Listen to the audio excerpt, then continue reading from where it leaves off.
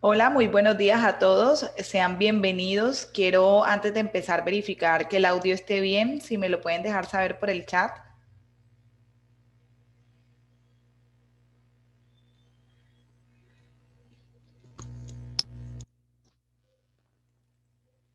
Listo, ya veo que el audio está bien.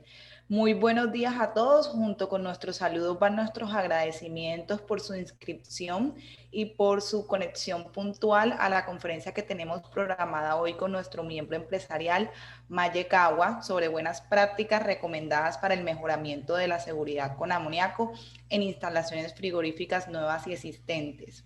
Entonces, antes de darle inicio a la sesión y antes de darle paso al ingeniero Hernando, quisiéramos darle algunas recomendaciones a las personas que desde ya se encuentran conectadas.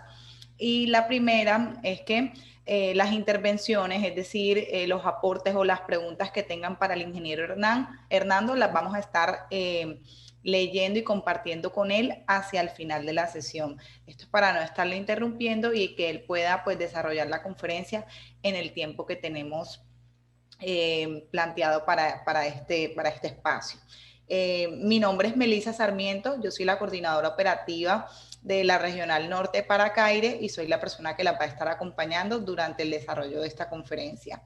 Es importante que sepan que para las personas que realizaron la inscripción, pero por algún inconveniente de último momento no están aquí con nosotros, sepan que esta conferencia va a quedar grabada en el canal de YouTube de Acaire y que en este momento también está siendo transmitida desde la página de Facebook de Mayecagua.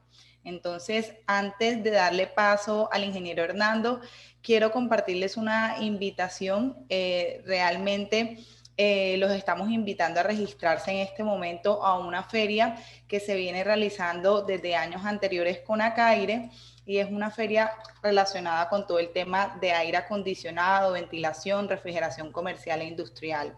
Esta feria está próxima a realizarse desde el 25 al 27 de mayo y en este momento yo estoy compartiéndole el enlace de registro al programa de conferencias que nosotros vamos a tener durante esos 3 días. Todas esas conferencias van a ser sin ningún tipo de costo y pues van a estar tocándose temas sobre logística, cadena de frío, el progreso de distritos térmicos en regiones y además pues vamos a estar compartiendo un ciclo de conferencias organizadas por la IAR y por Acaire con recomendaciones de seguridad y eficiencia energética para sistemas de refrigeración comercial e industrial con refrigerantes naturales. Entonces, el enlace está en el chat para que pues las personas interesadas se vayan registrando y si tienen alguna persona que le interese esta información la vayan compartiendo. Entonces, sin más preámbulos, voy a darle paso al ingeniero Hernando Gómez. Él es ingeniero mecánico de la Universidad Nacional de Colombia. Cuenta con 15 años de experiencia en el área de refrigeración industrial y además está capacitado en optimización de sistemas de refrigeración, revisión, implementación y mejoramiento de seguridad en plantas de refrigeración de uso con amoníaco. Ingeniero, bienvenido. Adelante. Muchas gracias, Melissa. Muy buenos días a todos. Antes de iniciar, Melissa, ¿me podrías confirmar mi pantalla se ve bien? Se ¿Se ve me escucha perfecta, bien? sí. Tiene Excelente. audio y pantalla perfecta. Bueno, nuevamente muchas gracias. Un gusto estar con ustedes el día de hoy para hablar de un tema que a nosotros en Mayecagua y en la industria nos genera bastante emociones, bastante interés, que es la parte de la seguridad de las salas de máquinas. En especial, en particular, hoy vamos a hablar de la seguridad para los sistemas que tienen amoníaco. Es un sistema, es una filosofía, es una serie de prácticas que la industria en los últimos años ha tenido un poco más de énfasis, ha caído en cuenta de que hay mucho que se puede hacer pensando en la seguridad. ¿Y por qué pensar en la seguridad? ¿Por qué queremos darle ese énfasis? Primero, pues no desconocemos que los sistemas industriales con amoníaco son los más eficientes. Entonces, esa eficiencia en el consumo energético es la que genera que la industria use de manera preferencial el amoníaco.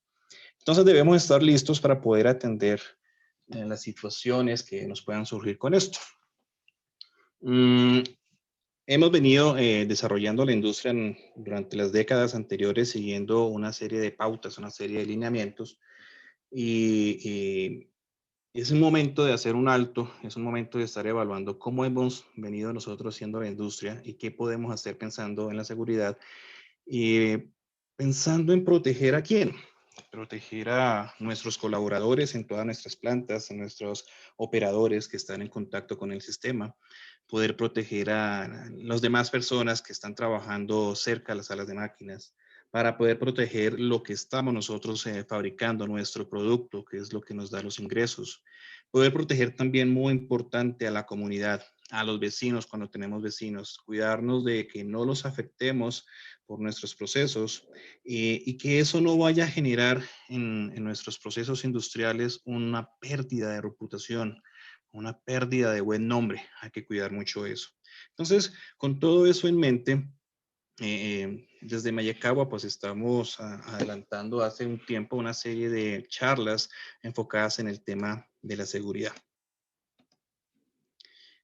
Para esta charla, en el tema de la seguridad, pues vamos a utilizar como referencia 3 pilares de información y de buenas prácticas. Iniciamos con ASRAE, que a nivel americano pues alberga una gran cantidad de normas, de las cuales la IAR se ha ceñido y las ha personalizado para el tema del amoníaco. Y finalmente, Vallecagua, quienes en la experiencia que tenemos con los proyectos que hemos desarrollado, con la ingeniería que se ha desarrollado a nivel mundial en todas las oficinas de Vallecagua, pues se ha logrado llegar a buenas prácticas, a recomendaciones en las cuales nosotros sentimos que podemos aportar y complementar un poco con las recomendaciones que nos dan las organizaciones americanas. No vamos a platicar el día de hoy acerca de las prácticas europeas. Nos vamos a enfocar con el estilo americano de ASRAE y de la IAR. Para desarrollar la presentación, entonces, pues vamos a hablar acerca de la sala de máquinas como el cuerpo central de nuestra presentación. Aunque claro que se puede expandir al resto del sistema. Y dentro de esta sala de máquinas, nosotros hemos visto que podemos hacer una clasificación en la cual podemos utilizar una categoría de elementos pasivos, una categoría de elementos activos y una última categoría muy importante que queremos revisar hoy, que es el tema de los procedimientos. Dentro de los elementos que consideramos nosotros pasivos, vamos a mencionar hoy tema de la iluminación, duchas, accesos y egresos, paredes, que son elementos que tenemos en las salas de máquinas. Perdón, voy a encender el video. Ya, gracias. Que son elementos que tenemos en la sala de máquinas que sabemos que tenemos ahí, pero muchas veces no le prestamos atención. Muchas veces sabemos que tenemos una iluminación y nos damos cuenta que falla cuando se daña un foco. Y a veces pasa desapercibido porque no requiere un mantenimiento, porque no requiere que necesariamente alguien esté siempre pendiente de ello. Por eso notamos que son elementos pasivos. Ahí están y no nos damos cuenta. Otra serie de elementos que son los elementos activos, en donde vamos a observar el tanque de neutralización, sistemas Struver, sistemas de ventilación, sistema de sensores, que es un conjunto un poco más complejo de componentes que están entrelazados y que obligan a que nuestros operadores, a que nuestros ingenieros en las plantas estén haciendo un poco más de supervisión, que les tengamos una serie de procedimientos, que los tengamos en el radar. Y finalmente el tema de los procedimientos que se vuelve lo que une todos estos elementos activos y pasivos para que funcionen, para que estén supervisados, para que tengamos todos la información muy clara y tengamos entonces una sala de máquinas particularmente segura.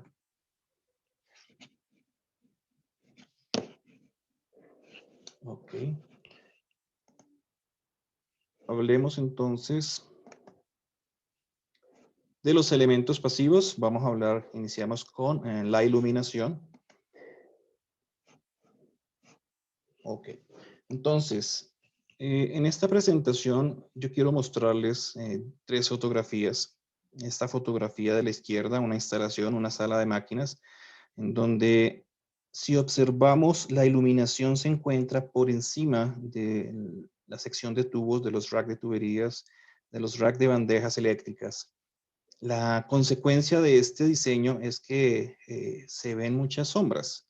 No tenemos una suficiente iluminación. ¿Y por qué es necesario tener una buena iluminación? Porque vamos a desarrollar una serie de procedimientos de inspección y de mantenimiento y necesitamos pues estar conscientes de todo lo que está pasando. Necesitamos poder ver que un accesorio está empezando a presentar corrosión. Y la iluminación es trascendental. Vemos en las otras fotografías unas salas de máquinas en donde, por ejemplo, esta que estoy señalando a la izquierda inferior, una sala de máquinas de una planta que tiene CO2 transcrítico. En este caso, la iluminación se observa descolgada, no necesariamente pegada al techo. Esta otra sala de máquinas de amoníaco con compresores, pues vemos que la iluminación queda dado al techo. Digamos que en el momento en el que se empezó a hacer el diseño de las bandejas, ya existía el sistema de iluminación. En muchas ocasiones hay la posibilidad de hacer ese empalme con la parte de arquitectura y de parte civil que nos permite hacer eso. Y ese es el mensaje de esta presentación. Debemos hacer todos los esfuerzos para tratar de consolidar un buen diseño de la iluminación para poder tener una adecuada iluminación. Ya pues lo que nos señala a nosotros la norma IAR es que debemos tener una intensidad de 320 lumens por metro cuadrado medidos a 0.9 metros. Entonces ya nos implica tener un sensor para poder tener este valor, pero yo creo que además de tener esta intensidad, el mensaje es tengamos una buena iluminación. Pensemos de manera anticipada el diseño de la iluminación para que junto con el diseño de los recorridos de tubos y bandejas, pues tengamos una sala adecuada. El siguiente elemento que queremos revisar son las duchas lavabojos, que seguramente todas nuestras instalaciones pues cuentan con duchas. Pero muchas veces no reparamos en revisar qué tipo de ducha vamos a poner. Entonces, en cuanto al tipo, pues no vamos a entrar en el detalle técnico. Vamos a señalar básicamente que las duchas deben cumplir con la norma ANSI Z 238. Y adicional a eso, ¿qué vamos a hacer con esta ducha? ¿En dónde la vamos a poner? Ese es el punto principal de esta presentación, para poder tener esa seguridad. Lo que nos pide a nosotros IAR es considerar que nuestra sala de máquinas debe tener mínimo 2 duchas, mínimo. Y piden ellos que sea una ducha adentro de la sala de máquinas y otra ducha afuera. Entonces, con esto en mente, a la hora de realizar los diseños, a la hora de considerar nuestra instalación actual, debemos detenernos a pensar dónde la tengo y por qué la tengo ahí. ¿Puede llegar el operador en caso de emergencia fácilmente a la ducha? ¿Es una ruta libre de obstáculos? Entonces, debemos revisar las rutas, debemos garantizar que no haya una puerta de por medio, que no haya, ojalá, escalones para que el operador pueda llegar. En esta sala de máquinas, estamos tomando como referencia, hemos instalado una ducha adentro de la sala de máquinas. Hemos instalado 2 duchas exteriores en el primer piso, cada una de ellas cerca de las puertas de los ingresos a la sala de máquinas. Y no nos detenemos ahí. Nosotros también recomendamos, cuando llegamos a la azotea donde tenemos los condensadores, instalar también una ducha. Em, Normalmente en la zona de los condensadores no se realizan muchas tareas de drenaje de aceite. No es un punto común de drenaje. Entonces, ¿cuál sería el requerimiento? Hay otros riesgos. El riesgo, por ejemplo, si tenemos un sistema de purga de no condensados, vamos a tener que hacerle mantenimiento a algún filtro o vamos eventualmente a hacer una purga manual. Entonces, hay un cierto riesgo de apertura de válvulas. Por lo tanto, sería bastante prudente considerar disponer de una ducha en esas zonas donde tengamos amoníaco. El siguiente ítem que quisiéramos revisar son los trajes encapsulados, entendiendo estos trajes como también los autocontenidos. ¿Qué queremos revisar nosotros acá? No es como tal la especificación técnica del traje, que de eso no queremos mencionarlo, sino en dónde conviene dejarlos y cuántos vamos a disponer. La recomendación en amoníaco normalmente es nunca trabajar solo. Y cuando vamos a optar por ponernos un traje encapsulado, pues es una situación ya de emergencia, deberíamos estar trabajando siempre mínimo en grupos de pareja, mínimo. Entonces, debemos disponer de suficientes trajes para poder tener la atención correspondiente. ¿Y en dónde los vamos a dejar? Hay plantas que hemos podido ver, tienen estos trajes en custodia, por supuesto, en las porterías. Hay que entrar a pensar cuánto va a tardar el personal de brigada en llegar a la portería y luego devolverse con todo el peso que trae propiamente el equipo y llegar a la sala de máquinas. Entonces, un punto claro es dónde conviene. Estaremos de acuerdo todos en que adentro de la sala de máquinas es la peor situación. No debemos nunca dejar los elementos de protección adentro, que obviamente en caso de una fuga no vamos a poder ingresar a la sala de máquinas. Entonces debe ser afuera. Y debe ser afuera en un lugar que por supuesto esté vigilado, que tenga custodia, pero que esté relativamente fácil de acceder y que nuestra brigada se pueda acomodar a ellos. Adicionalmente, ¿qué más vamos a guardar en esos gabinetes junto con los trajes encapsulados? Debemos tener kits de primeros auxilios, elementos de protección, que si bien nuestros operadores deben tener esos elementos de protección, no queda de sobra guardarlos ahí en caso de alguna visita, alguna persona que nos pueda dar apoyo, que no tenga los elementos específicos para la sala de máquinas, los podemos disponer ahí. Trajes, no trajes, sino máscaras full face, disponer y garantizar sobre todo que tengamos filtros de repuesto para poder cambiarlos cuando los filtros se saturen. ¿Cuántos filtros? Eso depende del tipo de máscara que tengamos y de lo que nos diga el fabricante. Normalmente también nuestros operadores pues disponen de un sistema de comunicación, pero otras plantas de pronto no manejan algo diferente. Es conveniente entonces también disponer de un sistema de comunicación para poder platicar entre ellos y una recomendación también disponer de sistemas de monitoreo portátil de la concentración de amoníaco que nos permita no necesariamente en una fuga, sino en una inspección de rutina poder inspeccionar si tenemos alguna fuga y facilitar un poco la ubicación. Relativo a los accesos y a los ingresos, esto empieza ya a hacer algo diferente, empieza a romper un poco el esquema de las salas de máquinas que hemos visto mucho, sobre todo aquí en Colombia, una sala de máquinas que tiene la tendencia a ser abierta. Aquí empezamos a cambiar un poco ese concepto. La invitación es a pensar en accesos restringidos y tener un concepto más hermético.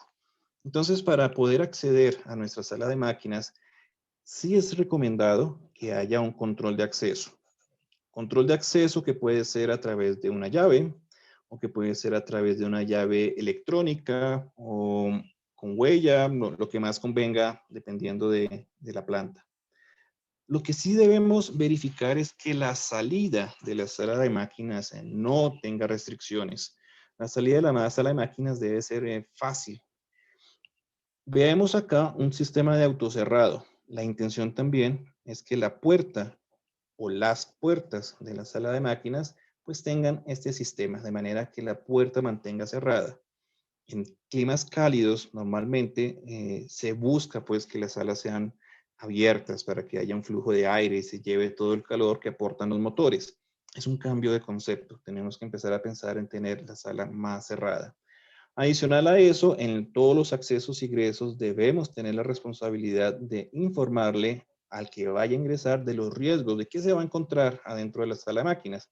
En ese sentido, IBER nos recomienda, nos insta a poner marcación. Marcación que nos diga, vea, usted va a entrar a la sala de máquinas. Ojo que va a encontrar amoníaco adentro. Precaución, utilice sus elementos de protección auditivo y visual. Notemos acá el rombo de la NFPA. Normalmente se nos muestra que los rombos tienen la configuración 310. La IAR ha sido notificada también hace unos años por la NFPA acerca del comportamiento inflamable del amoníaco. Entonces, cuando tenemos amoníaco dentro de una sala de máquinas, la NFPA ha solicitado que se maneje con un grado 3. Solo si el amoníaco está afuera de la sala de máquinas debe ser con el grado 1. Este es un tema dinámico. Hace unos años IAR estaba entiendo, no de acuerdo con esta designación que le dio la norma americana, y pues están en conversaciones para bajar ese grado a 1 por toda la implicación que tiene el considerar el amoníaco como explosivo. Que cierto es explosivo bajo circunstancias muy, muy particulares de concentración de amoníaco y de temperatura que difícilmente se van a encontrar en una sala de máquinas. Pero de momento, pues es lo que hay, es la norma americana que insta a utilizar entonces adentro el grado 3. Adicional a eso, pues veremos que vamos a tener que poner algunos selectores para el control de el encendido manual de un sistema de ventilación que veremos más adelante, o apagar los equipos, una parada de emergencia.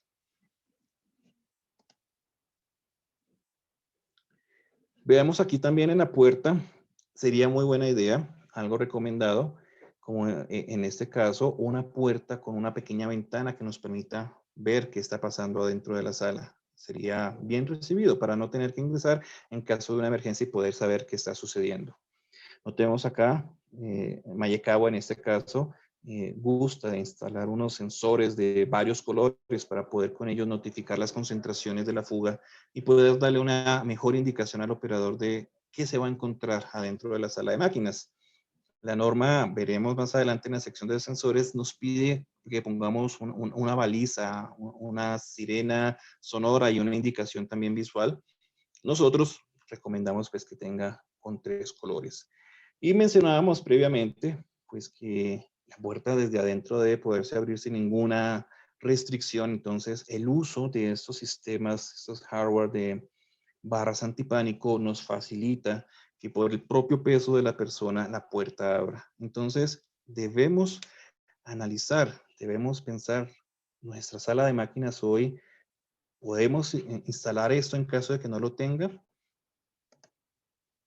Relativo a los paros de emergencia, entonces necesitamos poder tener control de los equipos que están adentro sin entrar a la sala de máquinas. Entonces, para ello, la norma nos pide instale un paro de emergencia y lo limita solamente a uno.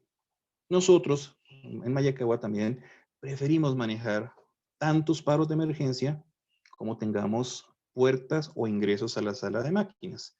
Hemos instalado 2 o 3 dependiendo de la cantidad. ¿Por qué? La idea de este paro de emergencia es que la persona, si está dentro, pueda salir por la salida más cercana e inmediatamente actuar el paro. Hay puertas que suelen ser las favoritas, que es por donde entran y salen normalmente las personas, pero no necesariamente esa puerta va a ser la que el operador utilice en caso de salir. Entonces, con esa filosofía nosotros hemos preferido instalar más sensores, más paros de emergencia, de manera que lo podamos hacer.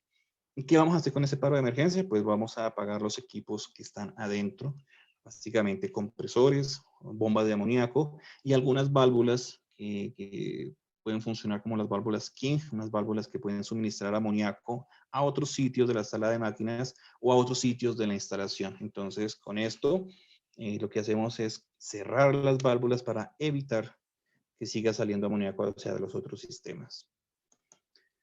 Los paros de emergencia, en este caso, vemos acá un par de fotos, deben tener una protección en acrílico, ojalá otro material que evite un accionamiento accidental.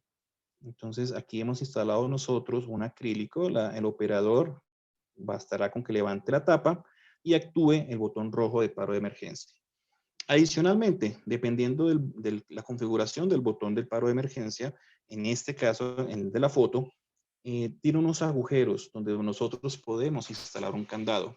¿Y qué se busca con esto? Que si alguien opera el paro de emergencia, esa persona no puede quitar el paro de emergencia para restablecer el sistema, porque para poder devolverlo debería tener acceso a una llave física que me abra el candado, de manera que la tapita roja que yo presioné la puedo levantar y volver a quitar el paro. Esto buscando que el desaccionar el paro de emergencia sea una tarea consciente.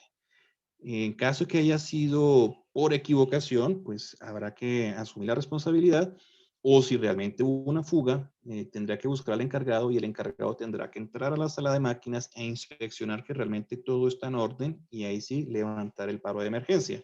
Adicionalmente, pues el sistema de control normalmente va a requerir un rearranque del sistema, entonces nos tocará entrar al tablero y hacer esas tareas.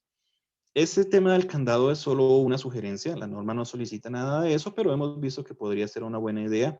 Algunas veces muy restrictiva, entonces hay que revisar caso por caso qué conviene. En cuanto a las puertas, entonces veíamos nosotros que eh, algunas instalaciones pueden tener distinta cantidad de puertas. Básicamente lo que IAR acá nos está diciendo es que en función del área de nuestra sala de máquinas deberíamos tener 2 puertas. Esto aplica mucho en instalaciones que van a ser nuevas, entonces debemos empezar a pensar si nuestra área supera esto, al menos 2 puertas. ¿Y cómo vamos a poner las puertas? Entonces lo que nos señala también IAR es que pues debemos ubicar cuál es la mayor longitud de la sala de máquinas. Entonces, en este caso, tenemos una longitud L y lo que buscamos es que la separación entre las puertas sea mayor o igual que L medios. De manera que las puertas no estén tan juntas. Es lo que se busca, ¿no? Que cumpla una función realmente de estar distribuidas en la sala de máquinas. Pero adicional a eso, también se debe buscar que desde donde yo esté en mi sala de máquinas, en el punto más remoto, supongamos esta esquina, tenga menos de 45 metros hacia la puerta más cercana. Si no logro cumplir esto, entonces la recomendación es instalemos una puerta más cerca de la zona remota. Como lo señalábamos previamente, en el tema de las paredes es un cambio conceptual. Muchas salas de máquinas han venido siendo configuradas para que operen como esta de la foto de la izquierda, donde tenemos una reja, que la reja permite restringir el ingreso de las personas, efectivamente, pero a la hora de una fuga no ofrece ningún tipo de hermeticidad. Y lo que nosotros buscamos, lo que busca ahora la norma es tratar de contener la fuga de amoníaco, que esa fuga no se vaya hacia el resto del edificio, que no se vaya hacia otra zona, sino que la podamos contener y contenida la podemos manejar. Por lo tanto, hay que cambiar, la invitación es a cambiar esto. Ahora, esto no es algo nuevo, esto no es algo que IAR haya inventado en los últimos 6 años. Esto viene desde hace mucho tiempo, por eso las plantas actuales deben pensar en actualizarse. En el caso de Colombia, de donde les estoy saludando, pues la normatividad actualmente no obliga a seguir estos lineamientos. Entonces se quedan en buenas prácticas, en recomendaciones. Sin embargo, a nivel Latinoamérica se están haciendo muchos adelantos para permitir que todo esto se vuelva un poco más formal. Dependerá de cada gobierno hasta donde se logre. Entonces, habrá que revisar qué podemos ir nosotros adelantando y poniendo nuestra sala de máquinas un poco más con la directriz americana para cuando llegue el momento, si llega a nuestros países, poder cumplir y tener un poco más adelantado ese camino de estandarización de nuestra sala de máquinas. Aún así, observamos en la foto de la derecha, esta es una sala que tiene una pared, parte es de mampostería, otra parte es de panel termoacústico. Observemos que se dejan unas rejillas. ¿Qué buscamos nosotros pues con estas rejillas? En la foto de la izquierda de la misma sala de máquinas, lo que buscamos es que haya un ingreso de aire, porque aunque es hermética, debe permitir que ingrese aire. Veremos un poco más adelante, cuando veamos el sistema de ventilación de emergencia, cuál es el propósito de la ventilación y por qué debemos permitir que ingrese aire. En la foto de la derecha, pues entonces también algunas otras plantas han optado por instalar un sistema más sofisticado en donde se instalan rejillas con actuadores. ¿Qué se busca acá? Entonces, en caso de una fuga que detecte nuestros sensores de amoníaco, pues los dampers o las rejillas se van a cerrar y vamos a tener contenido el amoníaco adentro de la sala de máquinas y ya nuestro sistema de ventilación mecánica lo va a poder manejar. durante la operación normal de la planta, entonces esto está abierto y va a permitir el ingreso del aire. Entonces, ojo, si bien estamos hablando de que sea un diseño hermético, debemos poder permitir que ingrese aire. Adicional a eso, pues hay que también hacer una revisión de los materiales que vamos a utilizar nosotros en las paredes. No deben ser materiales que sean combustibles. En caso de un conato de incendio, debemos garantizar ante la luz de IR, pues, que lo que pongamos como pared pueda resistir al menos 1 hora de fuego. Entonces ya es un reto alto el material que vayamos a poner. Si no lo podemos hacer, la norma también nos permite poner los rociadores de agua para poder atacar cualquier situación de fuego. Sin embargo, Ana, el tema de agua, donde tenemos motores eléctricos grandes, hay que tomarlo con precaución, ¿no? Revisar las protecciones que tenemos de nuestros tableros, la protección que tenemos en nuestros motores, de manera que no vayamos nosotros a dañar equipo eléctrico por tener un accionamiento del sistema de rociadores. Entonces hay que pensar bien si mejor hacemos una sala de máquinas con otro tipo de material o instalamos los rociadores. Entonces, hasta acá hemos visto los elementos pasivos. Melissa, ¿nos ayudarías, por favor, presentando un pequeño cuestionario que me gustaría nos ayudara a responder para obtener un poco más de contexto de ustedes como industria, qué perciben acerca de estos elementos activos, pasivos? Listo, ingeniero. Ahí pueden ver el primer cuestionario.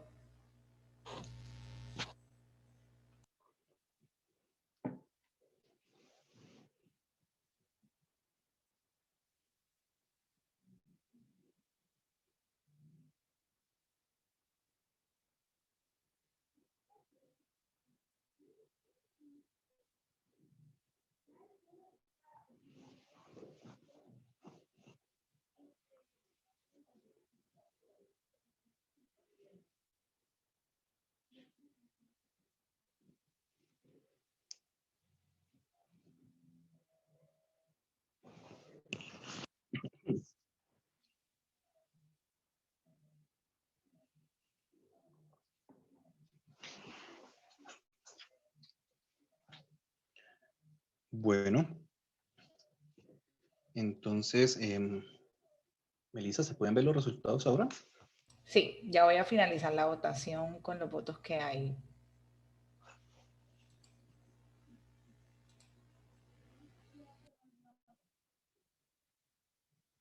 Ok, entonces podemos ver el 23% de las personas que nos están acompañando han votado por paredes y entradas de aire como elementos pasivos que no han tenido un enfoque o manejo adecuado en el sistema de refrigeración. Muchísimas gracias por la votación. Vamos a continuar entonces con el capítulo de los elementos activos. Dentro de los elementos activos vamos a analizar entonces válvulas de seguridad, tanque neutralizador, Struber, ventilación y sensores. Ok, entonces en cuanto a las válvulas de seguridad, recordemos, las válvulas de seguridad son obligatorias y son elementos que nos van a permitir controlar una sobrepresión en un tanque, en un compresor, en un intercambiador de calor, en una tubería, ocasionadas por múltiples motivos, pero básicamente el primer motivo es fuego, es el aporte de calor debido a un posible incendio. Entonces, ese es un factor a tener en cuenta. Recordemos que si en nuestra sala de máquinas tenemos elementos combustibles cerca de nuestro sistema, hay que penalizar el diseño de las válvulas de seguridad. Y es una penalización importante, 2.5 veces la capacidad. Entonces, lo mejor sería no tener elementos combustibles cerca de nuestros equipos. Analicemos también, aquí tenemos unas configuraciones, tenemos, por lo menos los que maneja Mayekawa, tenemos válvulas de la marca Hansen, válvulas de la marca Danfoss, válvulas de la marca Parker y también de la marca Haier. Tenemos configuraciones duales, tenemos configuraciones sencillas. hay muchas posibles configuraciones. Yo puedo tener un tanque muy grande en el cual no quiero poner una válvula muy grande, entonces pongo dos que están desfogando continuamente y las puedo tener ambas duales. Eso es posible, la norma nos permite poner eso, o nos permite poner una válvula mucho más grande para un solo tanque. Como quiera, hay que reconocer pues que lo mejor sería, en la medida de las posibilidades, tener una válvula con configuración dual. Esta válvula nos permite, a través de la válvula que tenemos en la parte inferior, la válvula de 3 vías, poder separar una válvula de la otra, de manera que si una válvula actúa, yo moviendo el vástago de la válvula de 3 vías, puedo sacar de operación una válvula, tengo la otra válvula sin presión y la puedo cambiar fácilmente.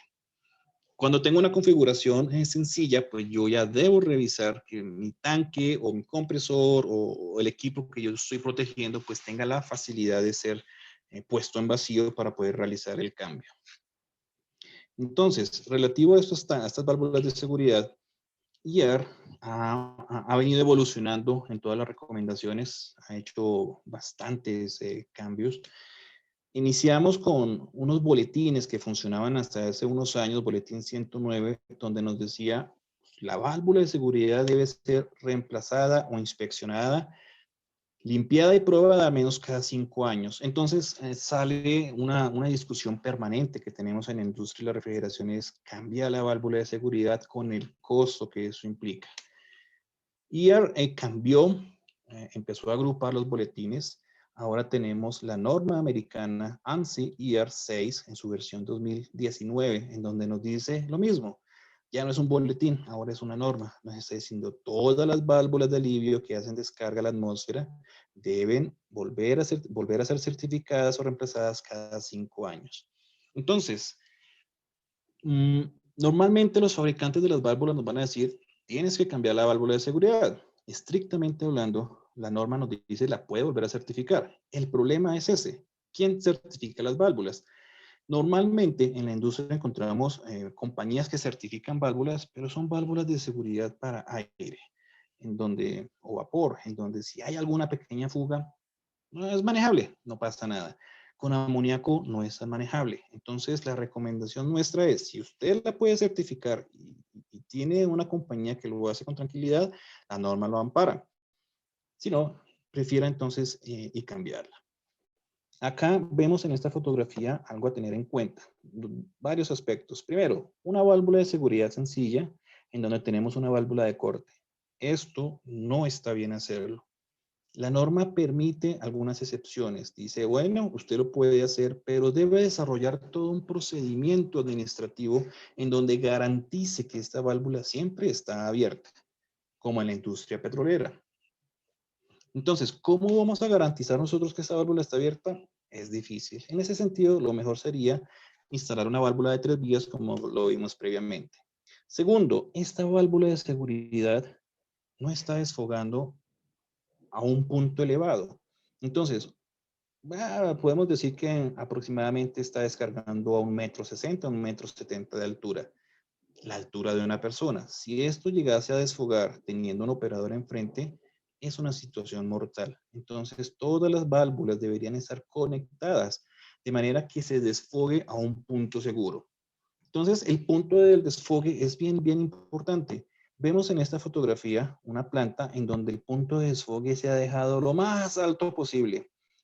IAR tiene bastantes señalamientos en cuanto a las condiciones que debe tener ese punto, que debe estar separado del borde de la propiedad de una distancia, que debe estar separado de ventanas, de puertas, etcétera, de si tenemos un pasillo o un caminadero, como tenemos acá para acceder al condensador, lo puedes poner bajo algunas condiciones. No nos vamos a detener a revisar esas condiciones. El mensaje aquí es, ojo, debemos tener cuidado en donde desfogamos. Este de fotografía de la derecha es un sistema de CO2, donde también, aunque es CO2, estamos desfogando a través de un colector y lo estamos mandando a un punto elevado. El concepto se mantiene. Vemos en esta siguiente presentación un problema recurrente que sucede en los sistemas que están desfogando a la atmósfera, y es el efecto que trae la humedad del aire sobre la válvula de seguridad. Entonces, Normalmente en este esquema vamos a tener que los tanques están protegidos por las válvulas, también el compresor, y tenemos una red de tuberías que desfoga en un punto que ya hemos designado de seguro, ahí no va a pasar nada. La recomendación aquí es poner unos sifones o unas trampas mejor de humedad, de manera que con los cambios de la temperatura ambiente, esa humedad, si condensa, no condense en la válvula de seguridad. La condensación en la válvula de seguridad va a generar una alta corrosión. Y si bien las válvulas de seguridad están fabricadas de unos materiales que normalmente van a resistir la corrosión, pues no va a facilitar. Entonces, debemos mejorar esto. Esta es una buena práctica. Sería instalar entonces este tubo, como se ve, un tubo amarillo, donde podríamos instalar un visor para que el operador vaya mirando si tenemos ya un nivel de condensados y una válvula de bola para sencillamente drenar. De esta manera, pues vamos a mitigar, vamos a tratar de evitar que la humedad llegue a nuestra válvula de seguridad. Esto en el escenario de un desfogue a la atmósfera. Sin embargo, pues el desfogue a la atmósfera tiene algunos riesgos. Las corrientes de aire pues son cambiantes y eventualmente ese amoníaco desfogado puede llegar a una oficina o puede llegar a la zona de proceso o puede llegar a la comunidad. Entonces, la norma también permite utilizar un desfogue hacia el agua. Hay otros tipos de desfogues, hay desfogues hacia fuego, que no lo vamos a revisar, no tenemos experiencia en él. Entonces, el desfogue hacia una línea de agua, básicamente la norma solicita, tenemos que identificar cuál es la válvula de seguridad que puede llegar a disparar y durante una hora cuánto amoníaco va a desfogar. Una válvula de seguridad podrá estar desfogando unos 30 libras por minuto y eso llevado a una hora vamos a tener 1800 libras desfogadas, una gran cantidad de amoníaco. Hablemos de 900 kilos y por cada kilo de amoníaco debemos tener más o menos 4 o 5 kilos de agua, si no me falla la memoria, se nos va a volver un tanque muy, muy grande. Entonces, estrictamente hablando, IAR nos pide eso. Si vas a desfogar al agua, que tengamos cierta cantidad de agua por cada kilogramo de amoníaco que pueda llegar a desfogar. Y esa cantidad de amoníaco obedecerá a un estudio de ingeniería donde entran análisis de probabilidades y de riesgos y también el criterio subjetivo del diseñador en donde vamos a decir esta es la que va a desfogar o estas dos o estas tres. En ese sentido, Mayekawa ha realizado una pequeña desviación. Entonces, estamos instalando unos tanques más pequeños donde estamos disminuyendo el peso del equipo, el peso de agua contenido y por lo tanto, pues va a disminuir el requerimiento civil a la losa si lo tenemos en un segundo nivel. En la fotografía de la izquierda vemos un tanque fabricado en acero al carbón. En el de la derecha es un tanque fabricado en acero inoxidable para clientes que así lo prefieren. El agua que vamos a contener adentro es agua de la cañería normal, no tiene ningún requerimiento en particular. ¿Qué hacemos nosotros? Al igual que lo solicita IAR, pues el agua, el amoníaco del desfogue debe entrar por la parte inferior del tanque. Hay un sistema de burbujeo para que el amoníaco se salga en forma de burbujas y el agua que está encima pues lo pueda absorber o la pueda neutralizar. Hay variaciones. Hay compañías que lo que han hecho es también inyectarle CO2. Cuando se le inyecta CO2, entonces el agua amoniacal que quedó como residuo de la mezcla del amoníaco y del agua, pues entonces va a generar una sal, un carbonato. Y ese carbonato como sal, pues se va al fondo del tanque. Si no tenemos CO2, entonces lo que vamos a tener nosotros es un agua amoniacal que naturalmente tiene un pH elevado y como consecuencia de esto, pues tenemos que cambiar el agua. Entonces tenemos una serie de controles que en función del pH, pues va tomando una decisión inteligente, decisión que va comandada por ese tablero de control y va diciendo, ¿sabes qué? Vamos a cambiar el agua. Entonces empezamos a abrir una serie de drenajes automáticos y permitimos que ingrese nuevamente agua y vamos tratando de renovar esa agua para poder seguir absorbiendo el amoníaco. Es una variación de lo que IER recomienda. ¿Qué tenemos que tener en cuenta acá? Uno, el manejo que le vamos a dar al agua amoniacal.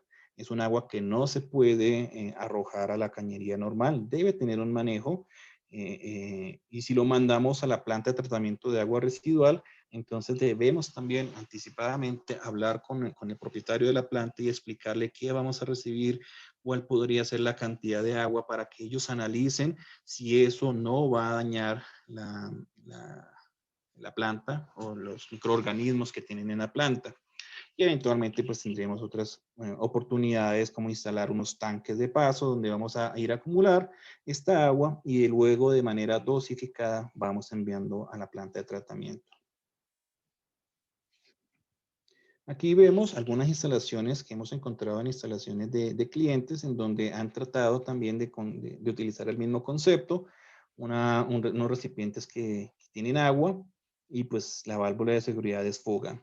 Es un buen acercamiento, sin embargo pues tiene bastantes oportunidades de mejora. En ese sentido pues la invitación es siempre a que nos consulten, ojalá a nosotros para poder asesorarlos y poder instalar un dispositivo más robusto y con una instrumentación que nos permita evaluar qué está sucediendo. Los sistemas Scrubber son sistemas que se utilizan ampliamente en la industria química para manejar gases. En este caso, nuestra casa principal en Japón pues ha desarrollado un Scrubber de la serie MAS. Son Scrubbers que están pensados básicamente para poder manejar una fuga de amoníaco en una sala de máquinas o también poder manejar ese desfogue de la válvula de seguridad que estábamos viendo para no mandarla al ambiente, no mandarla al agua, sino mandarla a este dispositivo. Este dispositivo pues básicamente lo que va a hacer es, en caso de una fuga de amoníaco, el amoníaco adentro de la sala de máquinas va a ser detectado por un detector, va a ordenar al scrubber que se encienda y pues vamos a succionar, él tiene un ventilador y vamos a succionar el aire de la sala de máquinas. El damper que dispone la sala de máquinas pues se va a cerrar y ese aire lo que va a hacer es encontrarse con una corriente, con una lluvia de ácido sulfúrico diluido en agua, con bajas concentraciones de agua, de ácido sulfúrico, al 9%. Entonces tenemos una bomba que está haciendo esa recirculación del ácido diluido y de esa manera entonces lo que hacemos es una mezcla del amoníaco con el ácido sulfúrico y el residuo que nos queda nuevamente es una sal. Es un sistema también que ha venido funcionando bastante bien. Eh, digamos que aquí lo que va a suceder es que Japón, por las regulaciones propias que tiene el país y también sucede mucho en Europa, la cantidad de amoníaco que manejan son bajas dentro de las salas de máquinas. Entonces, la cantidad de ácido sulfúrico que disponemos son relativamente bajas. Entonces, dependiendo de la cantidad de amoníaco que tengamos en la sala de máquinas, pues habrá que hacer una revisión si esta es una solución viable. Si tenemos bajas concentraciones, bajas cantidades de amoníaco en nuestra sala de máquinas, esto viene siendo una solución muy atractiva. Adicionalmente, pues veamos acá en este esquema las válvulas de seguridad. En caso de que haya un desfogue, pues esa válvula va directamente a la tina con ácido sulfúrico y podemos manejar también de forma segura ese desfogue. Estas son fotografías de las instalaciones que se han hecho en Japón. Básicamente el sistema de extracción se hace a través de esa tubería de color negro. La tubería llega y aquí tenemos pues el extractor que está succionando ese aire. Y aquí tenemos entonces el sistema internamente donde está lavando. Esta es la tina.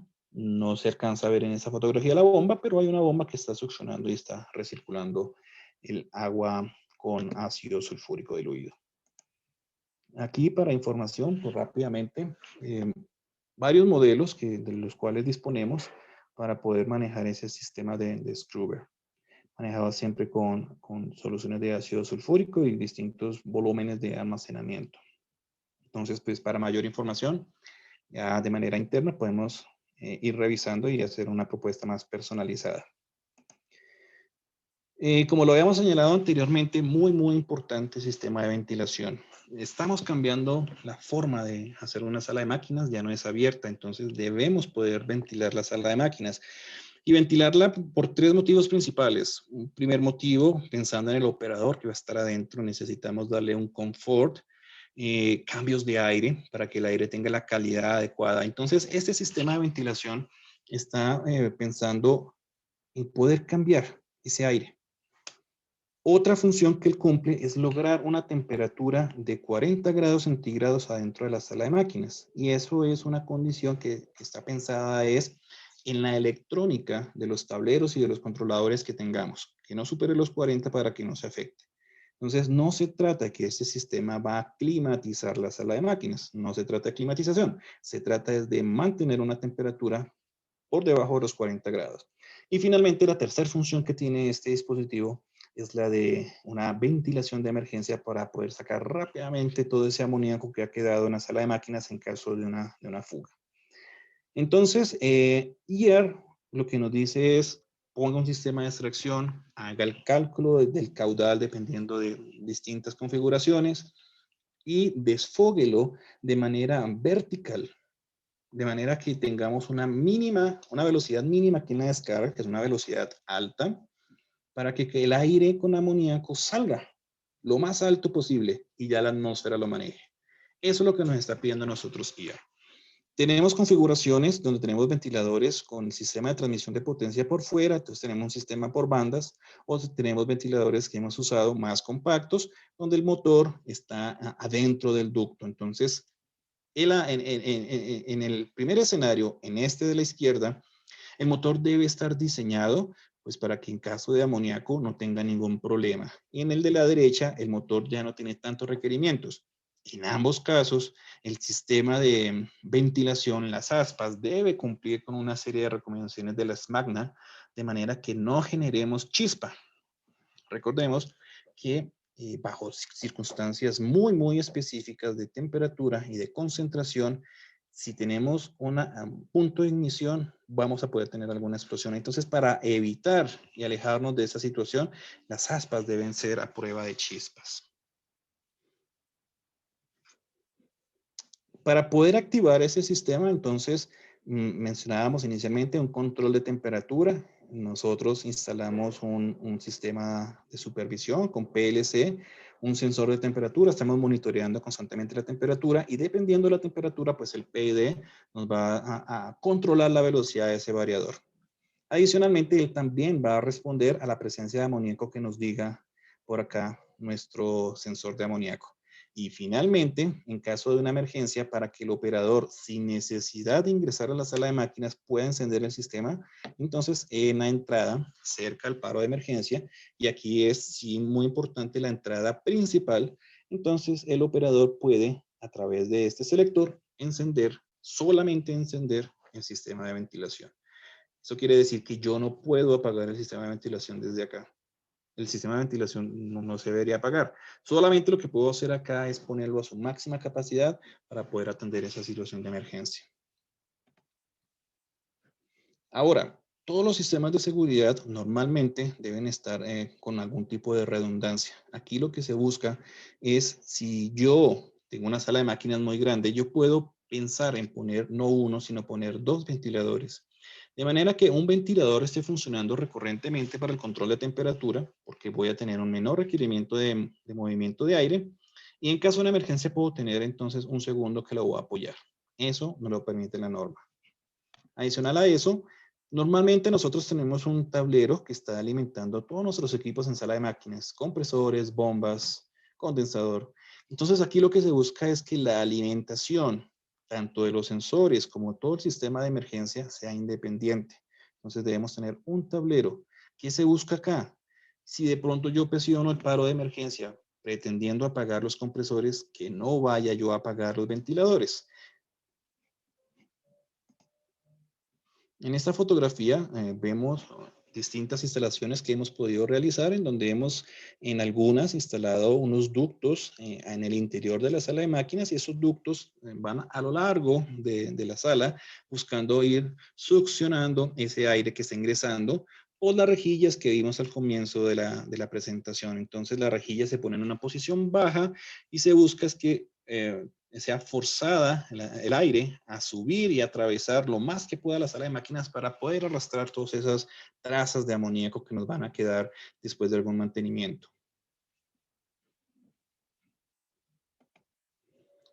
Ok, entonces, Mayecawa ha hecho también una desviación un complemento a lo que EAR está solicitando. Y lo que está haciendo es instalar un sistema de lavado de aire. Entonces lo que hacemos es instalar a la descarga del ventilador una zona en donde podemos tener una serie de aspersores para poder lavar ese aire y tratar de minimizar el riesgo de que ese aire, que igual sale a una velocidad alta, a la misma velocidad que nos pide la norma, salga con la menor cantidad posible de amoníaco. Y eso es solamente una seguridad extra que le ponemos para minimizar que ese amoníaco llegue a la comunidad o al proceso interno y tengamos esa pérdida en la reputación de nuestro nombre. Hay que tener en cuenta también que el residuo de ese lavado del aire pues va a ser agua amoniacal con un alto pH y debemos tener la misma consideración de manejo que tuvimos con el tanque neutralizador. Hay que saber a dónde vamos a mandar ese drenaje. Relativo a los sensores y a la detección, en la industria tenemos una gran cantidad de sensores y de fabricantes de estos.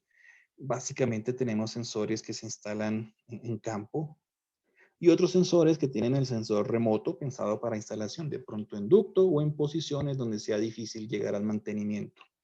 Entonces, básicamente lo que queremos señalar nosotros en el tema de los sensores es qué buscamos hacer con el sensor. Mínimo debemos tener un sensor en nuestra sala de máquinas. Es lo que nos pide la norma, mínimo uno. Ahora, ¿qué concentración le vamos a pedir que esté registrando? El nivel 1 es un nivel de 25 partes por millón. Y aquí lo que se busca es, si nuestro sensor registra 25 partes por millón, ya tenemos que tener atención. Debemos notificar a una posición, digamos, en este esquema que estoy presentando, debemos notificar a un computador o a un sistema de supervisión, pero amparado por un humano, no un sistema que esté desatendido. Un humano debe poder reconocer que algo pasó en mi sala, que se subió la concentración de 25. Eso es una situación anormal. En este caso de 25 partes por millón, la norma permite que si por algún motivo la concentración bajó, de pronto lo que hicimos fue una purga de aceite, liberamos una pequeña cantidad de amoníaco, entonces la concentración bajó, subió a 50, volvió a bajar de 25, permite un auto reset. No necesariamente el operador tiene que ir allá y quitar la alarma. Entonces la pudimos ver activa y en un rato está inactiva.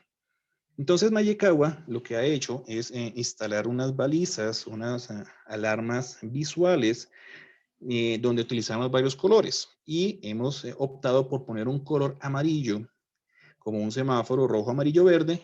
El amarillo nos indica, ojo, algo está pasando y nos indica que la concentración superó los 25 partes por millón, pero no ha llegado a la condición crítica. La condición crítica, entonces, para la norma EAR empieza a partir de las 150 partes por millón. Y a partir de esta concentración, lo que tenemos que hacer entonces es activar nuestro sistema de ventilación de emergencia. Y en ese sentido, nuestra baliza, nuestro indicador visual ya no es amarillo, es rojo. Y ya la norma no nos permite el auto reset. Si superó las 150 partes por millón, algo pasó, el operador tiene que ir a revisar, tiene que presionar y restablecer el sistema. No se permite un auto reset. Ahora, si yo pongo solamente un sensor, los fabricantes de sensores pues tienen unos rangos definidos para ellos. No voy a poder disponer de un sensor que me mida desde 25 partes por millón hasta 40,000 partes por millón. Eso en la tecnología actual no existe. Entonces, si ponemos un sensor, por ejemplo, de 0 a 1000 partes por millón, dependiendo del fabricante, él puede registrar 25 partes por millón de manera segura. Otros no, dependiendo de la tecnología, toca tener mucho cuidado en el sensor que vamos a elegir. Entonces, necesito medir 25, busco mi sensor. Pero la norma también nos dice, ojo, eventualmente yo voy a tener que apagar los equipos de forma automática. Y nos dice, si la concentración supera las 40,000 partes por millón, tengo que apagar el sistema. ¿Y qué voy a apagar? Compresores, voy a apagar las bombas y voy a apagar las válvulas King que están suministrando amoníaco adentro o a otras zonas de proceso. Las tengo que apagar. Entonces, con un único sensor no lo voy a poder hacer, voy a tener que instalar varios sensores. La norma también tiene una desviación y dice, puede utilizar un sensor de 40,000 o el límite superior del instrumento que se instale. Entonces, si yo instalo un sensor de 0 a 1000 y está diseñado para registrar 25, check, me funciona. Me funciona para las 150 partes por millón, me funciona. El límite superior es 1000, entonces cuando llegue a 1000, mi sistema se va a apagar. ¿Qué consecuencia tiene eso? Para cada planta es diferente. Para algunas plantas, 1000 partes por millón puede significar una situación no tan crítica. Yo no quiero apagar mis compresores porque eso me va a generar a mí una pérdida económica en producción. Entonces, no, me la pague. Muy bien, entonces en ese sentido buscamos un sensor de 40.000. Sin embargo, para nosotros una concentración de 40.000 ya es tan elevada, es una concentración que está pensada en evitar el riesgo de la explosión del amoníaco por esa alta concentración. Pero de ahí hacia atrás, la afectación hacia componentes internos de los equipos ya empezó. La degradación del devanado de los motores pudo haber sucedido. Si tenemos tableros de control ya están afectados. Entonces, postergar la decisión hasta 40.000 partes por millón puede no ser conveniente. Nosotros, personalmente, en Mayacagua preferimos reducir ese límite a 1000 o a 2000, dependiendo del límite superior del instrumento que hayamos elegido. Entonces, hasta acá llega el capítulo de los elementos activos. Melissa, nuevamente, ¿podrías, por favor, ayudarnos con la encuesta? Sí, claro.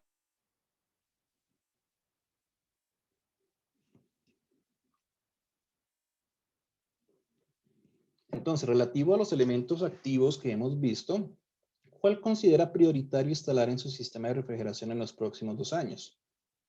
Muy importante, nosotros entendemos normalmente todos los sistemas de seguridad involucran un gasto en inversión, un gasto económico. Y eso difícilmente va a generar una mayor producción. Entonces debemos evaluar con nuestras áreas financieras la conveniencia por reputación y por seguridad para poder instalar de manera progresiva todas las mejoras que estamos viendo y otras que van a salir seguramente para tener una sala de máquinas mucho más segura.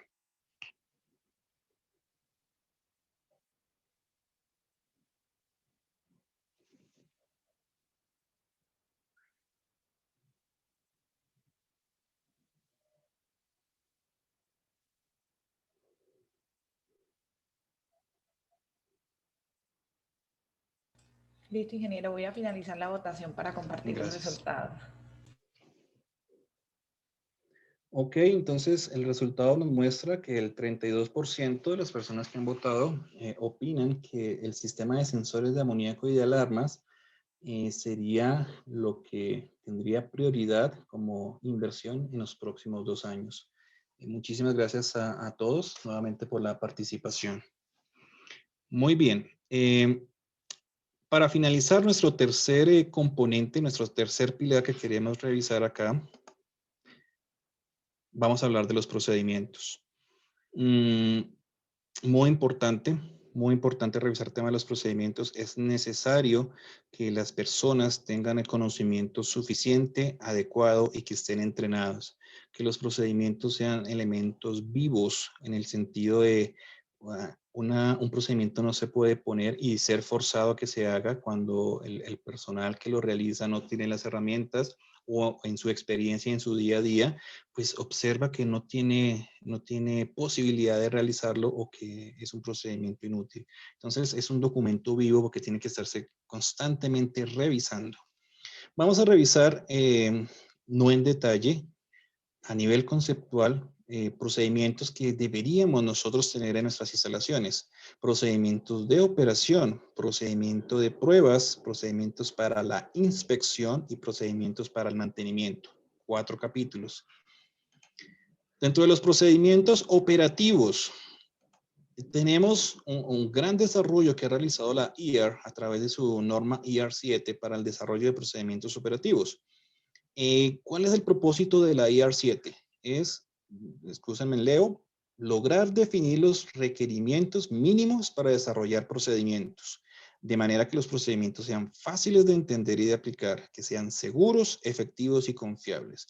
Entonces, ya no tenemos pues necesariamente que devanarnos los sesos para poder hacer un procedimiento operativo. Ya IR7 nos está dando unos lineamientos basada en la amplia experiencia que ellos tienen para poder entonces tener esta documentación en nuestras instalaciones.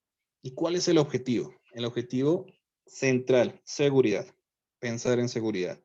¿Cómo vamos a hacer esto? Pues vamos a establecer los contenidos. ¿A qué le queremos hacer un procedimiento? Vamos a desarrollar esos procedimientos. Vamos a realizar los procedimientos también para tareas que no son rutinarias, porque hay algunas tareas que serán una vez al año.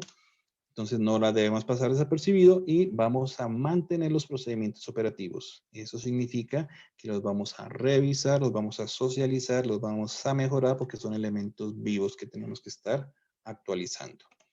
Algunos de los contenidos que ER nos dice usted debe tener en su planta: procedimiento para arrancar de forma inicial el sistema, procedimiento para una operación normal, procedimiento para operaciones temporales, cómo apagarlo durante una emergencia, qué debo hacer durante una emergencia y luego rearranques. Son los contenidos mínimos que debemos nosotros desarrollar en el capítulo de los procedimientos operativos.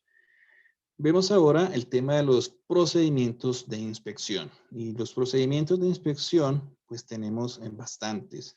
Tenemos procedimientos para compresores, para bombas, para condensadores, para evaporadores, para tanques, para tuberías y para sistemas de seguridad. Yo en este momento me quiero enfocar en dos elementos del sistema de seguridad.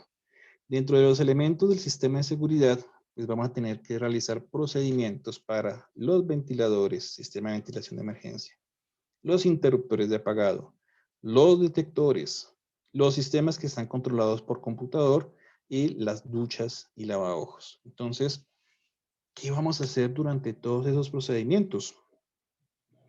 A nivel de ejemplo, un procedimiento de inspección para un compresor.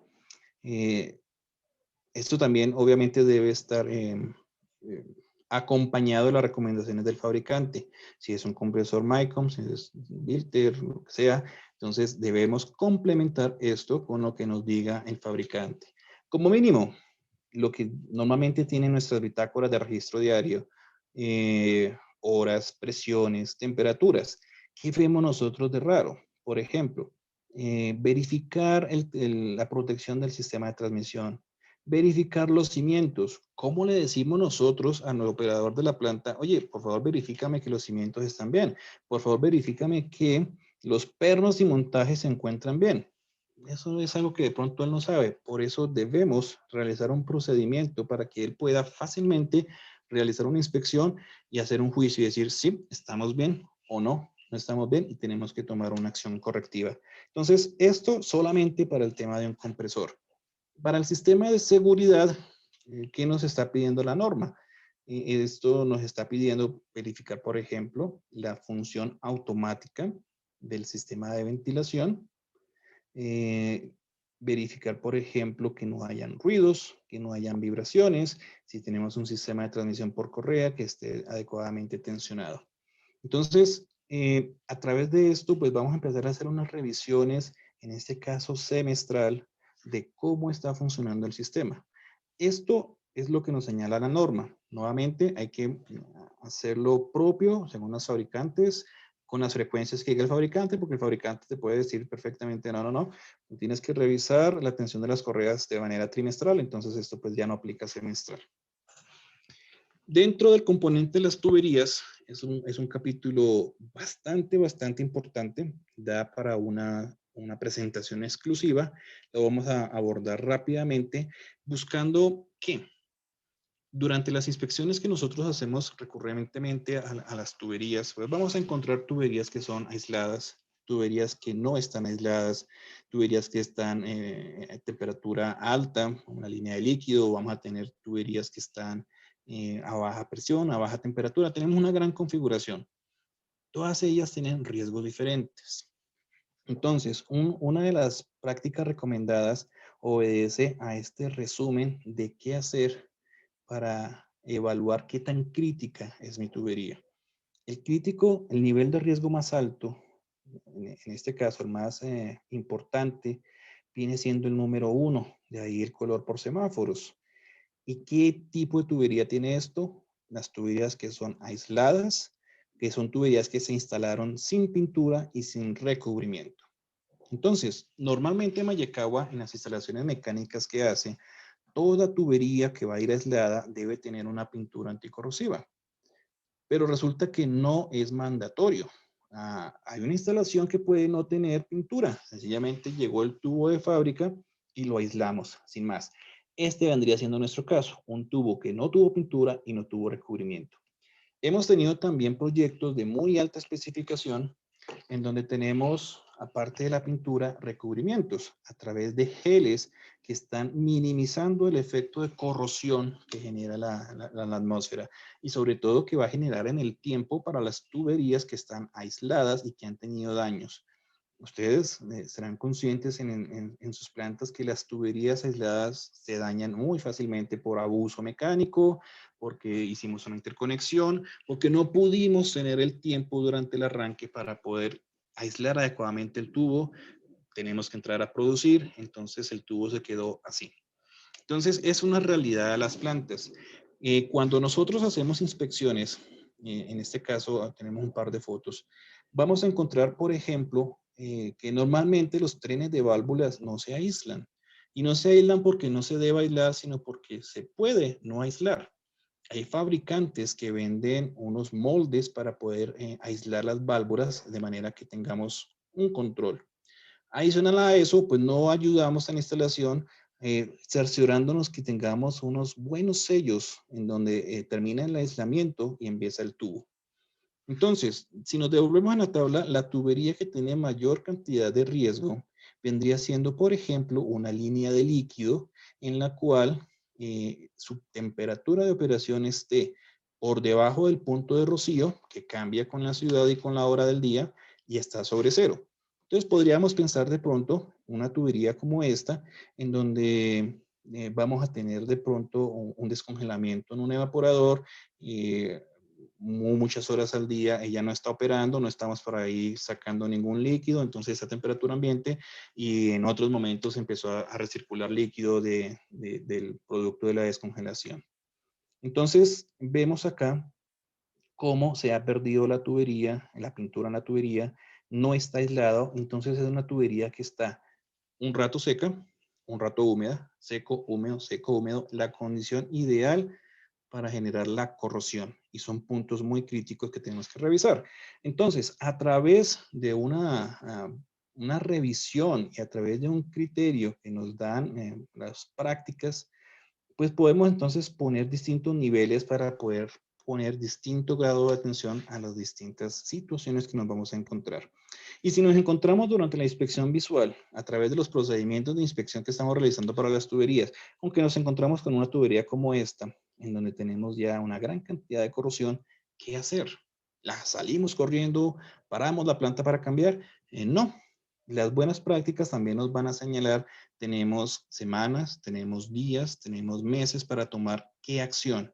Entonces, lo primero que vamos a hacer es una inspección de espesor de aislamiento, y dependiendo de los resultados, pues miraremos una serie de valores de espesores críticos que nos van a decir, no, esa tubería ya no sirve, hay que cambiarla o no, todavía tenemos un suficiente espesor. Entonces hay una secuencia de pasos que podemos hacer para poder, antes de intervenir en la tubería, planear y tomar decisiones adecuadas.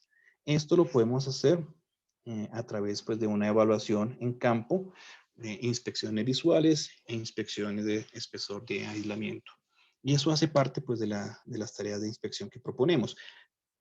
Sucede de forma similar con los tanques. Hay tanques que se aíslan, que no necesariamente van pintados o van pintados. Exactamente lo mismo nos va a aplicar. Finalmente, en el tema de procedimientos para pruebas, digamos, en este caso para un compresor, pues lo que nos está diciendo la norma es, hola, usted con base anual tiene que realizar pruebas a su sistema de seguridad, a la del compresor. Entonces, normalmente debemos verificar que nuestros interruptores de baja, de alta presión, de temperatura estén funcionando. Y eso debemos hacerlo con base anual y tenemos que tener un procedimiento y debemos tener registros. La norma nos dice por cuántos años tenemos que guardar los registros. Entonces, esto es algo que normalmente no hacemos. Em, entonces, la invitación aquí es, tenemos mucho por desarrollar a nivel de procedimientos, muchas oportunidades de mejora para poderlo desarrollar. No necesariamente esto involucra una gran inversión, es solamente organizarnos y ponernos esto de acuerdo y tener la información disponible para cuando vayamos a hacer nuestras verificaciones. Porque adicional a esto, las inspecciones implican de forma, cada 5 años, una inspección por una tercera parte que no tenga interés en el mantenimiento, que no tenga interés en la producción y que pueda, sin ningún tipo de presión, revisar cómo está el sistema y tomar unas recomendaciones. Bueno, y bueno, finalmente el tema de los procedimientos de mantenimiento, nuevamente, pues hay que seguir las recomendaciones que nos dan todos los fabricantes. Son procedimientos muy similares a los que teníamos en el capítulo de inspección, pero pues aquí cambias el contexto, estamos haciendo mantenimiento. Entonces, por ejemplo, tenemos que revisar el aceite, cambiar los filtros, hacer análisis, lubricación, todo esto pues hay que hacerlo personalizado dependiendo del tipo de compresor que tengamos y pues esto aplica para todos los componentes del sistema que hemos visto. Entonces hay que hacer una gran cantidad de documentación o la invitación es a que la realicemos pensando en mantenimiento. Bueno, entonces hasta acá llega la presentación. Espero pues que con los temas que hemos visto podamos ver cómo está nuestra instalación, mirar qué oportunidades tenemos, empezar a revisar temas de inversión, qué podemos ir invirtiendo, qué podemos nosotros empezar a organizar a nivel de la documentación de nuestros procesos. Melissa, quedo entonces disponible para las inquietudes que tengamos. Claro que sí, ingeniero. Tenemos ya varias inquietudes que nos han estado escribiendo, entonces vamos a iniciar con esta. Buen día. Con respecto a la ubicación de las puertas, según el área de nuestra sala de máquinas, mi consulta es, ¿las dimensiones de estas puertas es lo estandarizado o para esta sería diferente? Ok, en cuanto a la dimensión de la puerta, no hay nada estandarizado y AR no señala eso. Básicamente va a obedecer, si es una puerta de ingreso peatonal, pues de esas sí están en el mercado, que son de una sola hoja o que tienen dos. Nosotros hemos instalado para la puerta principal normalmente dos y si pensamos en que va a ingresar algún equipo por ahí, pues pensamos en una doble. Aunque esas no son muy altas, esas llegarán a un 2,10, 2,20 y los equipos son mucho más altos. Entonces ahí también te toca empezar a pensar de pronto en una puerta más grande, corrediza, pero pues no es una puerta de apertura recurrente, sino es una puerta fija pensada para cambiar equipos. Gracias, ingeniero. Seguimos con esta. ¿Cómo calcular o definir la cantidad de autocontenidos que se deben tener en una planta?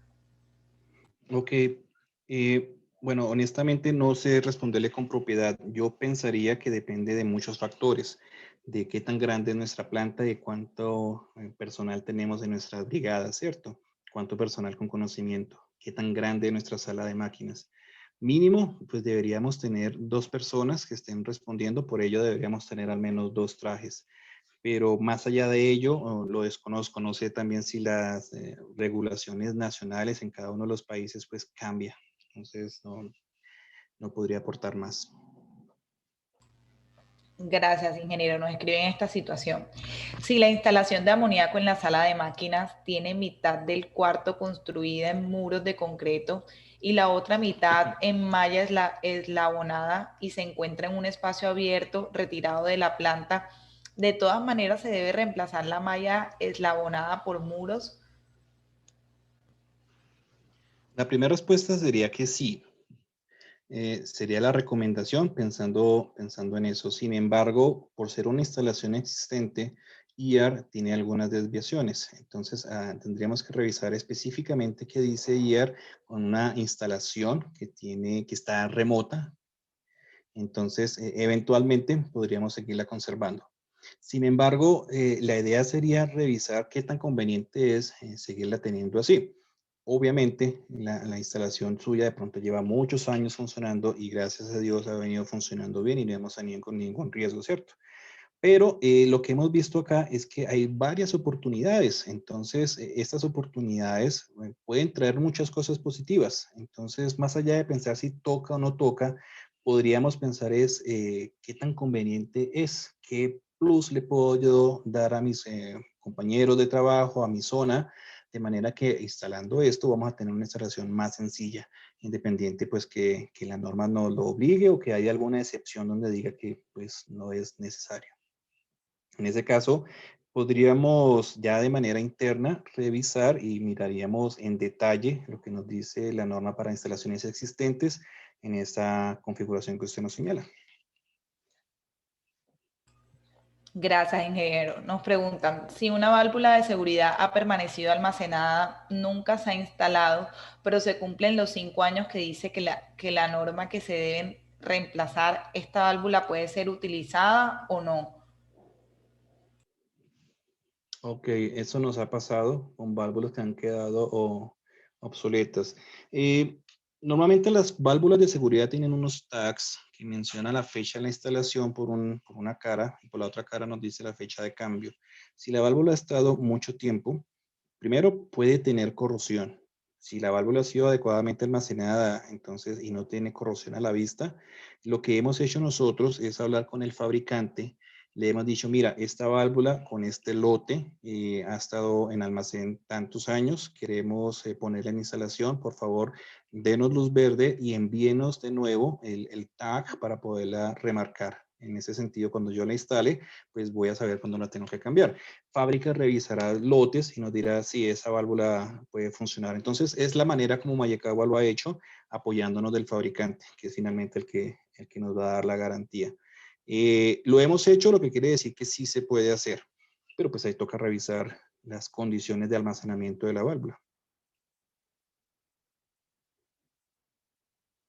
Gracias, ingeniero. Además nos preguntan, ¿al tanque neutralizador también se le podría adaptar la tubería para realizar purgas de tipo manual o esto no se considera correcto? Purgas de tipo manual. Sí, sí, sí. De hecho, nosotros hemos utilizado también los tanques neutralizadores para poder hacer un sistema de vacío. En algunas instalaciones, el cliente requiere realizar un vacío, sacar el amoníaco de un tanque, de un compresor, vamos a hacer un cambio de aceite o vamos a cambiar filtros. Entonces, no quiero liberar amoníaco dentro de la sala de máquinas, entonces le conecto un compresor reciprocante pequeñito, le hago vacío y mando ese amoníaco pues al propio sistema de amoníaco. Cuando yo termino de hacer ese mantenimiento, me queda aire con amoníaco en ese tanque o en ese compresor, entonces el mismo compresor me succiona esa mezcla y lo mandamos al tanque neutralizador para poder evitar esa liberación de amoníaco en la sala de máquinas y que se activen todos los sensores. Entonces, no veo por qué no se puede hacer con una purga manual, que básicamente sería conectar con tuberías hacia el sistema, abrimos y el amoníaco llegaría ya y se neutraliza. Entonces, la norma hasta donde lo he leído no dice lo contrario, entonces infiero que sí se puede hacer. Gracias, ingeniero. Nos preguntan, ¿cuál es el pH que debe tener el agua de un tanque difusor para así determinar que el agua contenida en el tanque va a neutralizar el amoníaco de una manera adecuada? Normalmente las instalaciones industriales tienen pHs del agua del acueducto, estamos hablando tal vez de 7.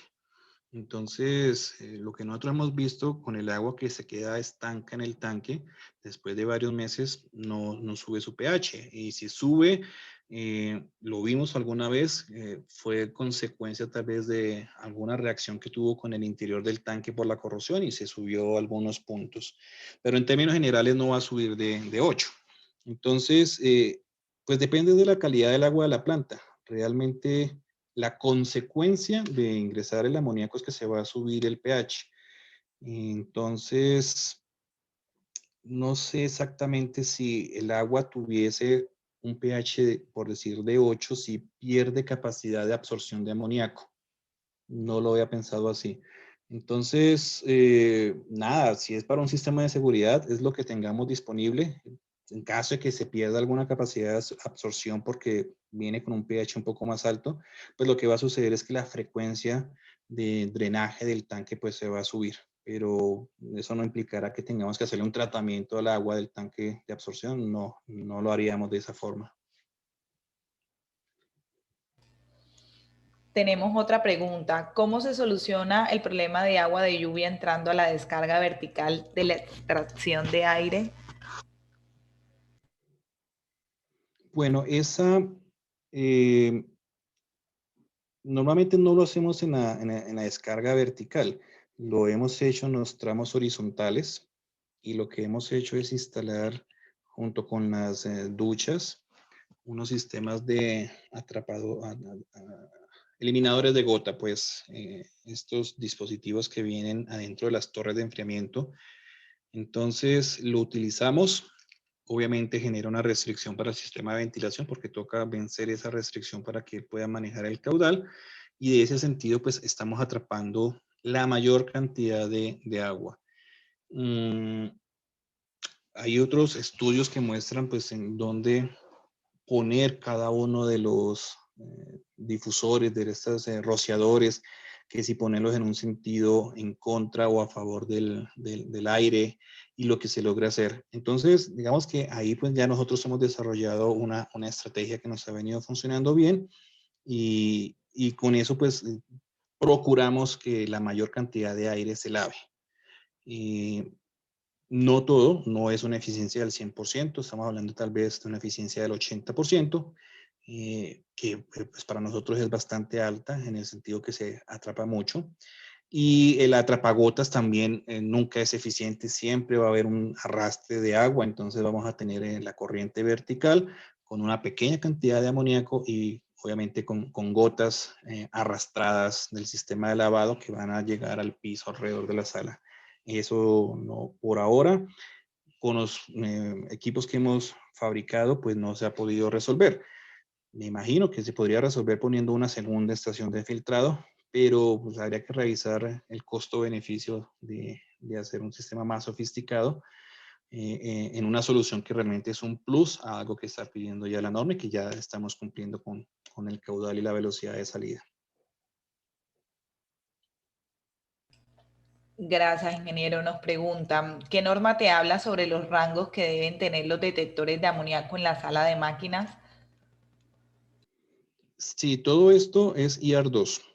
IR2, la versión más reciente, la del 2014, esa norma es la que te dice los rangos en los cuales se va a activar mínimos, 25 partes por millón que veíamos, en donde se activa el sistema de ventilación de emergencia, que son 150, y la de apagado de equipos, es IR2 en su versión 2014. No, no hay, o si la hay no la conozco, una norma que te diga cómo el fabricante de los sensores debe hacerlo que cumpla esos rangos. No creo, yo creo que eso está más en función de la tecnología disponible por cada fabricante, de los elementos semiconductores que utilicen, lo que es propiamente pues el sensor, la nariz del amoníaco. Pues, de esos hay de distintas tecnologías y depende también del gas que se quiera sensar. Entonces, respondiendo, la norma es IR2 2014, que nos dice los rangos. Pero en cuanto a sensores, pues no dice cómo el fabricante debe diseñarlo. Listo. ¿Cada cuánto tiempo se debería reemplazar los aislantes de las tuberías? Ese es un tema bastante interesante porque no hay un tiempo establecido. Em, los procedimientos que hemos visto al final de la presentación nos dicen que tenemos que hacer inspecciones. La frecuencia de la inspección no me la sé, tendría que mirar la norma que nos dice en cuanto a las tuberías, pero asumamos que sea una vez al año. Lo que sí sé es que al menos cada 5 años tiene que ser por una persona independiente. Entonces, con una inspección anual visual, nosotros debemos poder identificar una anormalidad en el sistema, y una anormalidad es que el aislamiento en algún punto empezó a cambiar de coloración, se puso verde en el fondo, es un indicador de que está apareciendo algas, y pues las algas pueden ocurrir por muchos motivos. De pronto, si el aislamiento está fallando, pues hay un puente térmico, la humedad del aire se condensa ahí y de una vez aparecen las algas. Entonces uno puede sospechar. Lo que nosotros estamos haciendo es utilizar la termografía. Entonces tenemos una cámara termográfica Vamos, hacemos una inspección visual de todas nuestras tuberías con la cámara termográfica, empezamos a mirar con algún juicio, porque la termografía no es una ciencia exacta, pues hay muchos factores de reflexión, sobre todo, donde podemos tener unos falsos negativos, unos falsos positivos, perdón. Entonces, sí nos da una primera indicación, un punto frío, y yo ya lo puedo identificar y luego hacemos una inspección visual detallada de cómo está nuestra tubería. Dependiendo de los hallazgos que hay, si realmente el aislamiento está fallando, entonces lo que se hace normalmente es hacer análisis destructivos. Vamos a quitar unos sectores de aislamiento, unos puntos que ya hemos identificado. Miramos cómo está la tubería, si ya empezó a presentar corrosión o si la pintura que se le aplicó y los recubrimientos que se le aplicaron no han protegido, y se evalúa la necesidad o no de cambiar el aislamiento por zonas, pero pues, nunca he visto que lo cambien totalmente en toda una instalación, ¿no? Entonces debe ir de paso a paso. Lo importante es que en el proceso de la inspección que hagamos podamos determinar qué está pasando. Si de pronto la gente está pisando los tubos, entonces pongamos un caminadero, una plataforma para que no lo tengamos que pisar. O qué otra cosa está generando la afectación del aislamiento. Entonces, eso es lo importante de la inspección periódica.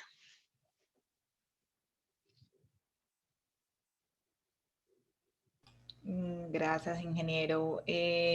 Buen día. En este caso, la sala de máquinas tenemos válvulas de seguridad instaladas en compresores y tanques recirculadores, pero no tenemos donde libere, como por ejemplo tanque de neutralizador. Por norma debe ser obligatorio. No, no, lo que sí es obligatorio es que no desfogue a altura del operador, que no desfogue cerca de una puerta, de una ventana. Hay que pensar en que de pronto un operador, un inspector está por ahí haciendo su ronda, que no le vaya a caer en la cara. Entonces, no es obligatorio el tanque de neutralización. La solución más sencilla es conectar todas las válvulas, y ese trabajo de conectar es un trabajo de ingeniería. Hay que hacer una serie de evaluaciones técnicas en cuanto a longitudes, caídas de presión. Hay un trabajo que hacer ahí a nivel de ingeniería y llevarlo a un punto con unas distancias mínimas de separación y lo liberamos a la atmósfera. Esa es la solución mínima. El tanque de neutralización es un plus en el caso de que no querramos correr el riesgo de que ese desfogue llegue a vecinos internos, a colaboradores internos, al proceso y a la comunidad. Pero entonces no es obligatorio el tanque.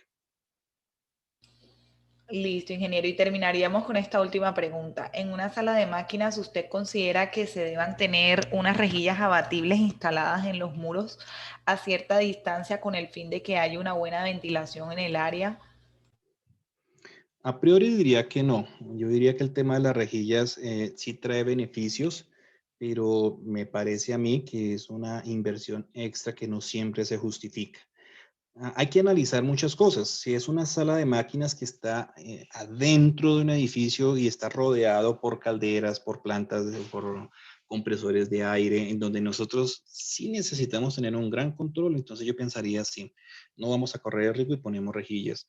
Hay que también revisar cómo le llega el aire a la sala de máquinas. Entonces, en este escenario donde la sala de máquinas está por allá metida y rodeada de todos, la ventilación natural no va a ser suficiente. Vamos a tener que poner un ventilador que le infle, que le suministre aire a la sala de máquinas y otro que la esté extrayendo. Entonces, en una sala de máquinas normal, yo no pensaría inicialmente poner el sistema de louvers. El sistema de louvers lo pensaría de manera muy específica como una segunda opción. Inge, nos llegó una última preguntita. ¿Sí? ¿El sistema de ventilación que mantiene una temperatura a menos de 40 grados es el mismo que para la extracción de aire con amoníaco de emergencia? Sí, es correcto. El ventilador o los ventiladores que se instalen, la norma nos permite que cumpla, nos pide primero que cumpla tres funciones. Un flujo mínimo de aire para poder renovar el aire en la sala de máquinas pensando en el aspecto ocupacional, de salud ocupacional del operador, primera tarea. Segunda tarea, que la temperatura del aire se mantenga máximo en 40 grados. Y tercera tarea, el tema de ventilación de emergencia. Entonces, el o los ventiladores que pongamos deben cumplir esas tres. Y la norma también nos permite, por decir algo, una una instalación que no esté en tierra caliente, donde mantener la temperatura es relativamente sencillo porque estamos en unos 15, 16 grados. Entonces, el sistema de ventilación va a funcionar suave, va a trabajar básicamente es para renovar el aire dentro de la sala de máquinas si la sala de máquinas permanece ocupada. Entonces, digamos, va a ser un ventilador pequeño. Y si la sala, además de eso, es grande y para poder extraer en situación de emergencia, yo necesito un ventilador muy, muy, muy grande, lo más recomendable sería poner unos 2 o 3 ventiladores, uno trabajando para ese control, el del día a día, y los otros 2 para apoyo en caso de emergencia. Entonces, hay que hacer distintas configuraciones en cuanto a costo de inversión, costo de ductos, costo de instalación eléctrica para mirar si lo puedo hacer con uno o necesito 2 ventiladores, y también revisar cómo tener una buena distribución de esa succión de aire dentro de la sala de máquinas, porque el objetivo es que el amoníaco que se libere de cualquier punto de la sala de máquinas pues llegue efectivamente al sistema de ductos y pueda ser manejado. Entonces, espero le haya podido aclarar un poco la inquietud. Muchas gracias, ingeniero. Creo que ya con eso cerraríamos la conferencia del día de hoy. Antemano agradecerle a todos los participantes que se registraron y nos acompañaron de inicio a fin. A usted, ingeniero Hernando, a Luzden y a Laura, a todo el equipo de Mayecagua que hicieron posible la realización de este evento. A todos, muchas gracias y que tengan un feliz día. Buen día a todos, gracias.